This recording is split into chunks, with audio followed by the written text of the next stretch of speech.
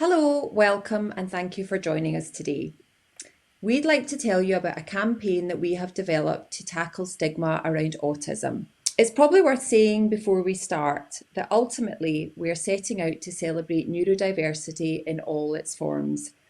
But I often find myself getting a little bit tongue-tied when it comes to talking about neurodiverse and neurotypical people. So for the sake of today, we're going to stick to talking about autistic and non-autistic people, and we hope that's okay. My name is Claire Prentice and I head up the Safer Marketing team at the Scottish Government. I'm joined today by two of my colleagues, Claire Wood, who is Strategy and Insight Lead for the project, and Leanne Chapman, who is Senior Marketing Manager for the campaign. We are part of the Marketing and Insight Unit. The Marketing and Insight Unit is a team within the Scottish Government who have responsibility for delivering public information and social marketing campaigns, which can improve the lives of the people of Scotland, support them to change their behaviour, or inform them about legislative change. And these are just a few examples of our recent work around domestic abuse, mental health, organ donation, and some of our work to support the COVID-19 pandemic. Over the past 18 months, we have been working towards delivering a marketing communication strategy which contributes towards delivering the Scottish Strategy for Autism, outlined here on this slide. The vision is that autistic people are respected, accepted, and valued by their communities and have confidence in services to treat them fairly so that they are able to have meaningful and satisfying lives. To date, there hasn't been a national campaign about autism in Scotland, yet there is a clear and definite need for communications to improve people's awareness, to raise understanding, and in turn to move towards reducing and removing prejudices. We know that this won't happen overnight, but by launching Different Minds One Scotland, we hope that we can start to take steps to educate and to drive change. I mentioned at the start of this that it's very much been a collaborative process. Over the past 18 months, we have worked in partnership with Inspiring Scotland and with autistic people and organisations to create and develop Different Minds One Scotland. The ongoing engagement, input and support from the autistic forums and from our steering committee, I'll say that again. The ongoing engagement, input and support of both the advisory forums and from our autistic steering committee, that's wrong as well. The ongoing engagement, input and support from both the advisory forums and our steering committee has shaped the campaign into what it is today, and we couldn't have done any of it without their support. This partnership working with individuals, groups and stakeholders doesn't stop here. We continue to build these relationships and to enhance the campaign as it develops in the coming months and years. This is just the beginning. I'll now hand you over to Claire Wood, who will talk you through the research informing the campaign.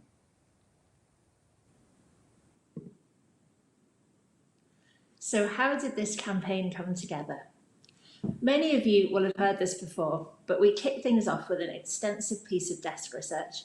That included things like the Scottish Government's consultation document.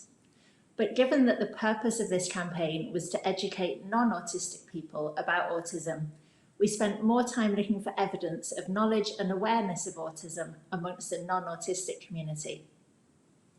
We found a piece of quantitative research run by the National Autistic Society a few years back that demonstrated that 99.5% of the general public had heard of autism.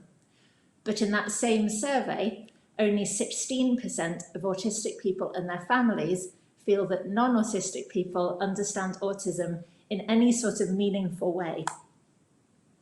We followed up the desk research with qualitative research with a cross-section of our target audience in Scotland to see whether the findings of the quantitative research played out in real life. And we found exactly the same thing. Few non-autistic people really understand what autism is unless they've had either personal or professional experience with autistic people. We learned exactly what lots of you will know already. If respondents know someone who is autistic, that tends to shape their perception of all autistic people, when in fact, as we well know by now, when you've met one autistic person, you've met one autistic person. We bumped into various misperceptions in the qualitative research that more men than women are autistic, that autism is more often found amongst children, that it's a mental health problem, and, maybe most damagingly, that you can grow out of it. We also learnt that many of the general public don't realise how often they meet autistic people, and so how important it is that they know more, because they currently have no sense of how prevalent autism is. So it became clear that as part of our activity, we needed to tackle these myths. We used the research to share the facts with this non-autistic audience, and that helped to shed some light on the complexity of the task. It led one lady in one of the focus groups in Inverness to wish us luck. We didn't realise at the time quite how much we'd need it, but it served us well along the way. Following the initial research, we developed a strategy to outline the journey we needed to take non-autistic people on.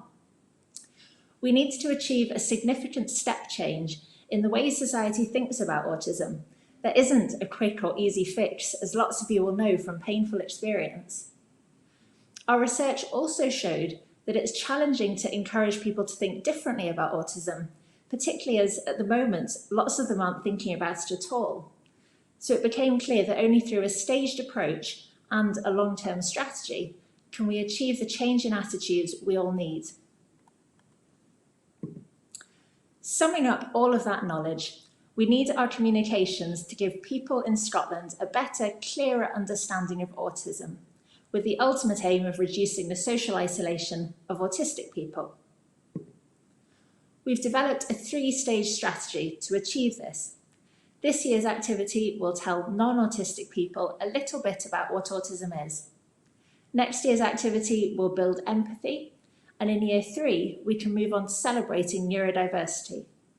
I'm now going to hand you over to Leanne, who's going to talk you through the main event, the advertising campaign. Thank you, Claire. All of the groundwork that's gone before, everything that Claire's just talked about, the desk research, the qualitative research, and the strategy all come together to inform the marketing brief. This is a brief that we give our creative agency to bring all the knowledge to life in a way that resonates with our audience and delivers the key messages that were identified in the research. As you can imagine, this brief sparked quite a lot of creativity and different creative routes. However, it's not for us as a team at Scottish Government who ultimately decide what route goes forward to form the campaign creative. That's down to what resonates with our audience and what key messages they take away from the creative that meet our overall aim. So to inform that decision, we commissioned independent creative research with a representative cross-section of the non-autistic population across Scotland.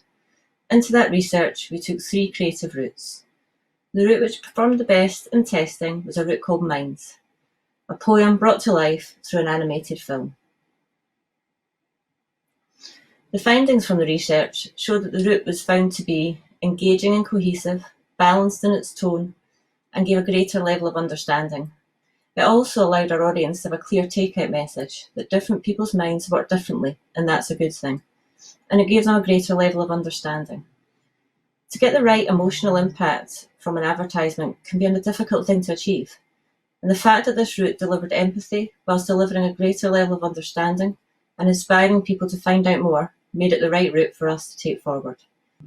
Underpinning all of the creative work is the statement, Different Minds, One Scotland.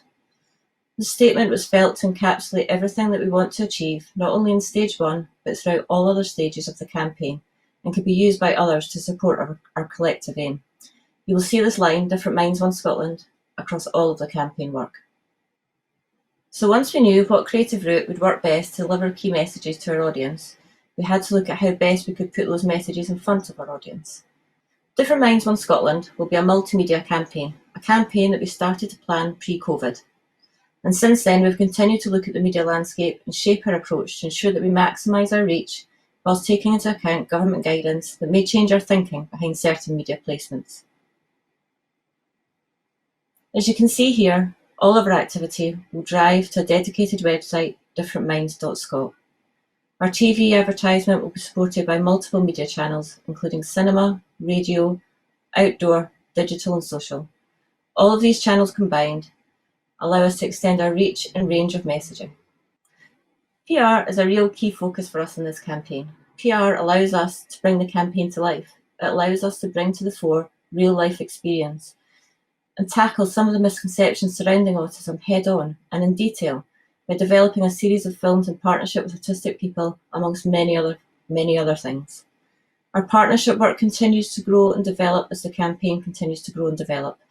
We're currently working with the Glasgow Science Centre and Dynamic Earth at the moment, amongst many others. Key to the campaign is the support from stakeholders to ensure that we can spread our message as far and wide as possible.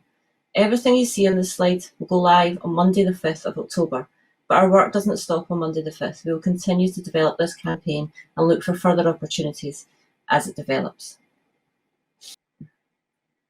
I mentioned already that the website sits at the very heart of the campaign. DifferentMinds.Scot was developed and written with autistic people as part of our website advisory group. The website aims to deliver a depth of information, a detail of information that we can't hope to get across in the media channels that we have in TV and cinema and digital, for example. The website will deliver factual information on autism. It will tackle the misconceptions head on and in depth. And within the site, there's a section of frequently asked questions. Questions asked by non-autistic people to autistic people, and those questions have been answered in detail.